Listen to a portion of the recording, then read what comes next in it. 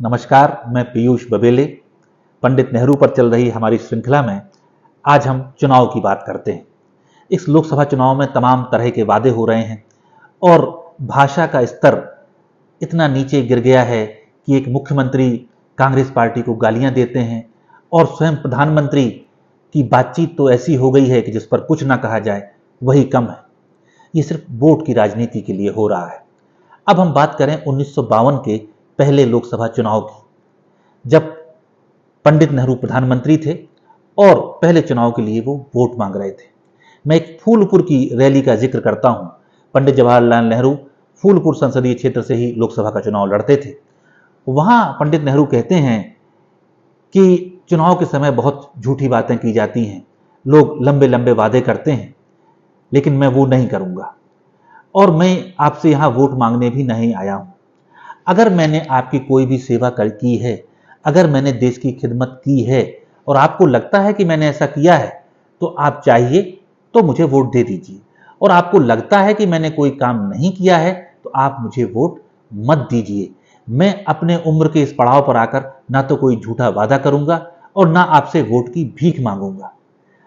लेकिन ये स्टाइल से पंडित नेहरू ने वोट मांगे और उन्हें वोट मिले, वो जीते, अपना आजीवन उन्होंने चुनाव जीते, लेकिन वो नीचे नहीं गए।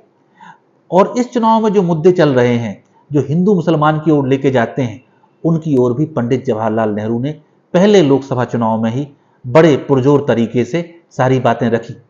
उन्होंने श्यामा प्रसाद मुखर्जी को लेकर कहा कि कुछ लोग सांप्रदायिक राजनीति करना चाहते हैं, और फिर वो कहते हैं कि जो लोग सांप्रदायिक राजनीति कर रहे हैं वो लोग अपने मुंह से हमेशा ये कहते हैं हम तो बहुत सेकुलर हैं। तो नेहरू कहते हैं कि कोई सांप्रदायिक आदमी छत पर खड़े होकर चिल्लाकर तो ये कहता नहीं है कि मैं सांप्रदायिक हूं। किसी सांप्रदायिक व्यक्ति को तो उसकी हरकतों से, उसकी करतूतों से पहचाना जाता है।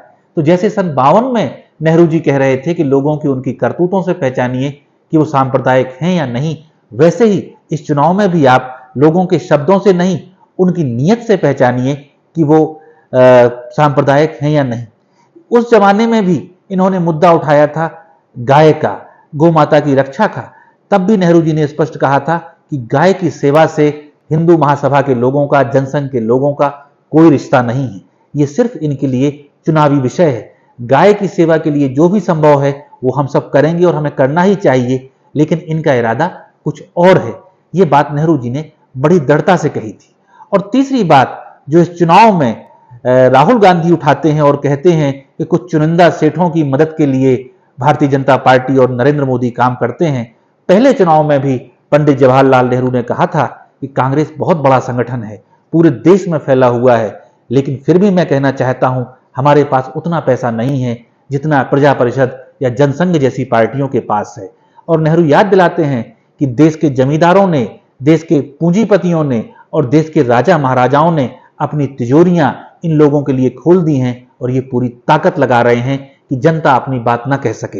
ये जिम्मेदारी कांग्रेस के कार्यकर्ता की और आम जनता की है कि वो लोकतंत्र को मजबूत करने वाली ताकतों के लिए वोट दे। इस तरह से पंडित नेहरू वोट मांगा करते थे। अगर आप उनके भाषणों को और गौर से देखेंगे तो आप पाएंगे कि उनमें एक आध्यात्मिक पुट होता था, उसमें देश के विकास की, देश के निर्माण की एक चाह होती थी, और सबसे बढ़कर बच्चों के भविष्य की बात पंडित नेहरू कहा करते थे। वो इतने विशद और व्यापक भाषण हैं कि आज जिस स्तर पर हमारे प्रधानमंत्री चुनाव प्रचार को ले आए हैं, तो आपको ऐसा महसूस होगा कि कहां हिमालय की ऊंचाई से पंडित नेहरू बोला करते थे और कहां आज हमारे प्रधानमंत्री पाताल लोक में से गुरगुरा रहे हैं।